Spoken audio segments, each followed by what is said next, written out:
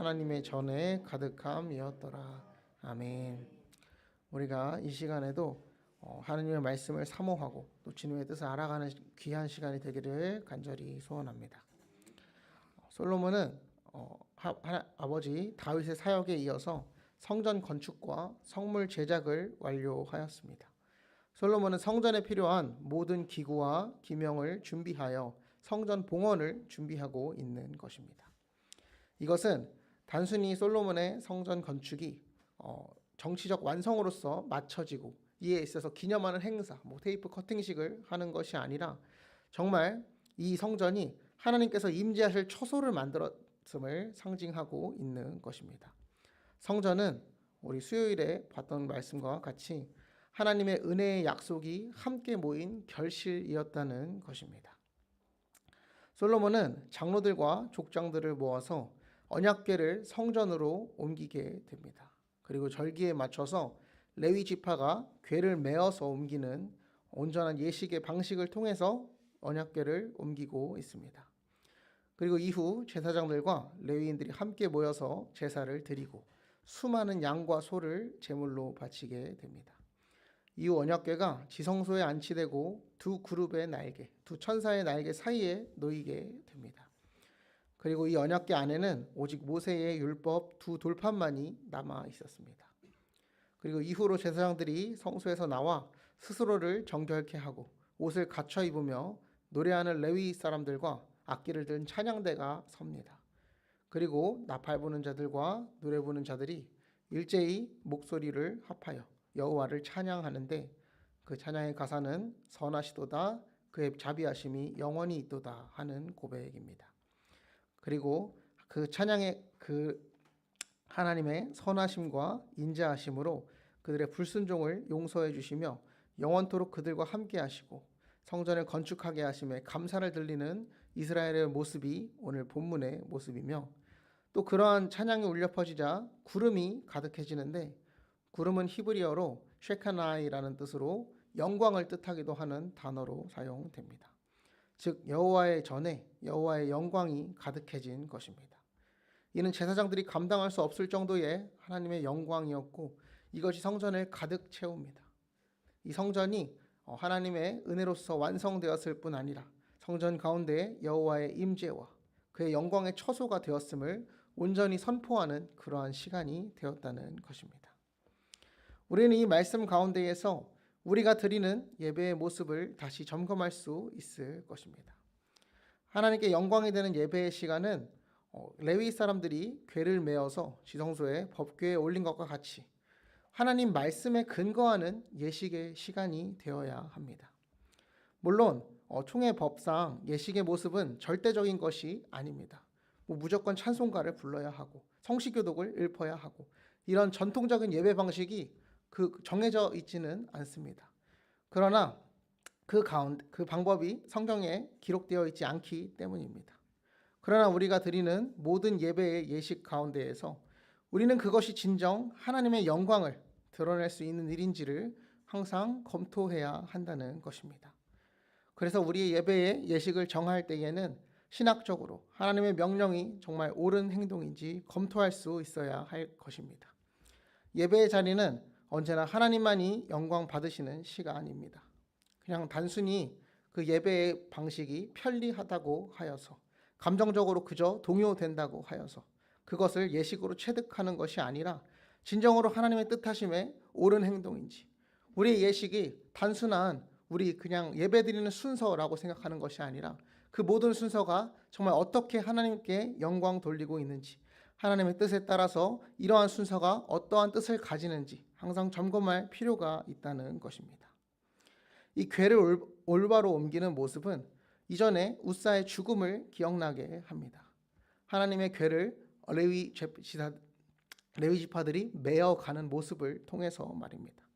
우리는 이러한 말씀을 통하여서 어떠한 예식의 모습을 갖추어야 하는지 그리고 하나님의 뜻이 무엇인지 올바로 알고 그것을 하나님의 말씀에 근거한 올바른 방식대로 해야 함을 알 수 있습니다.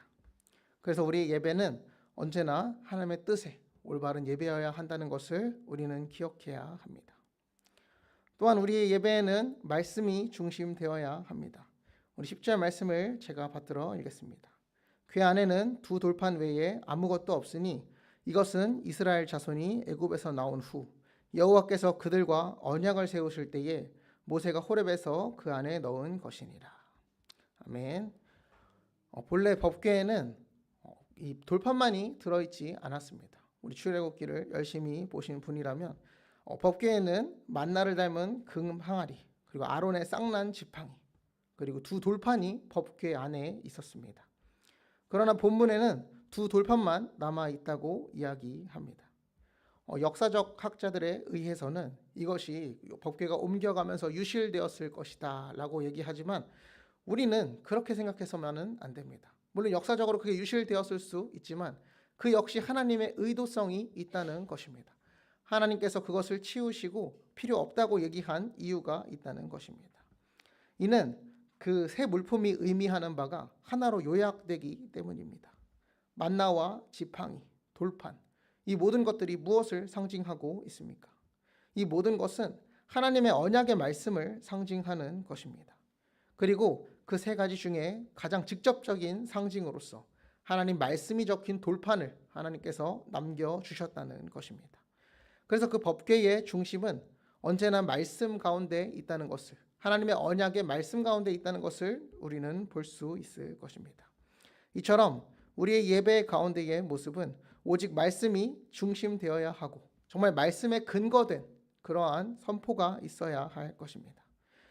요즘의 세상에서는 계속해서 예배의 형식이 바뀌곤 합니다. 회중 집회라고 하여서 정말 찬양만 하다가 끝나는 예배도 있고, 그리고 그들에게 있어서는 예배가 정말 찬양하면 끝나는 것으로 여겨질 때가 있습니다. 그러나 단순한 찬양이, 예식이, 행사가 이를 대신할 수 없음을 우리는 기억해야 합니다. 예배 가운데에서는 오직 말씀이 그 가운데 증거되어야 하며, 예배의 중심 가운데는 우리가 그리고 기대하는 마음 가운데에서는 말씀이 선포될 것에 있어야 한다는 것을 우리는 기억해야 합니다. 그래서 우리가 이러한 말씀이 중심된 예배를 사모하며 그리고 또한 그 가운데 나아가는 우리 모두가 되기를 간절히 소원합니다. 마지막으로 드러나는 올바른 예배의 모습은 찬양의 모습입니다. 우리 13절 제가 받들어 봉독하겠습니다. 나팔 부는 자와 노래하는 자들이 일제히 소리를 내어 여호와를 찬송하며 감사하는데 나팔 불고 재금치고 모든 악기를 울리며 소리를 높여 여호와를 찬송하여 이르되 선하시도다 그의 자비하심이 영원히 있도다 하매 그때에 여호와의 전에 구름이 가득한지라. 아멘. 여호와를 찬양할 때에는 주악에 맞추어 악기와 목소리가 여호와를 하나로 모아서 여호와를 찬양하는 모습을 가져야 합니다. 그러나 거기서 가장 중요한 내용은 그 담긴 내용이 여호와의 선하심과 자비하심의 영원성에 대해서 찬양해야 한다는 것입니다. 지금의 찬양은 많이 변질된 모습을 보일 때도 있습니다. 단순한 자기 고백적 간증이나 우리의 열심과 우리의 위로, 그러니까 이 가운데, 우리 가운데, 찬양하는 사람들 가운데 그것이 중심이 있지 않다는 것입니다. 물론 찬송가 가운데에서도 우리의 열심과 우리의 행위를 드러내는 바가 있지만 그 모든 것의 중심에 하나님의 일하심, 하나님의 사역이 있다는 것입니다. 예배에 드릴 찬양은 오직 여호와의 영광을 노래하는 것이 되어야 합니다. 그리고 그것에 있어서 우리가 정말 하나님께 영광 드려지는 그러한 찬양이 되어야 한다는 것입니다. 이렇게 하나님을 따르는 자들이 온전한 모습으로 예배 드릴 때에 그 자리가 비로소 이렇게 변하게 됩니다. 14절의 말씀입니다. 제사장들이 그 구름으로 말미암아 능히 서서 섬기지 못하였으니 이는 여호와의 영광이 하나님의 전에 가득함이더라. 구름, 즉 영광이 가득한 장소가 되는 것은 이 모든 것을 온전히 지킨 예배의 자리만이 가능하다는 것을 우리는 또한 기억해야 합니다. 우리는 마음을 다하고 행실을 다하고 또 온전한 뜻을 지켜 나가야 할 것입니다. 우리의 예배 가운데 하나님의 영광이 드러나고 오직 하나님께 영광되는 예배를 우리는 드려야 한다는 것입니다. 우리가 매 주일마다 드려지는 그 예배의 시간 가운데에 우리가 이러한 올바른 예식과 올바른 마음으로 말씀을 사모함으로써 주일 예배를 사모하는 우리 모두가 되기를 간절히 소원합니다.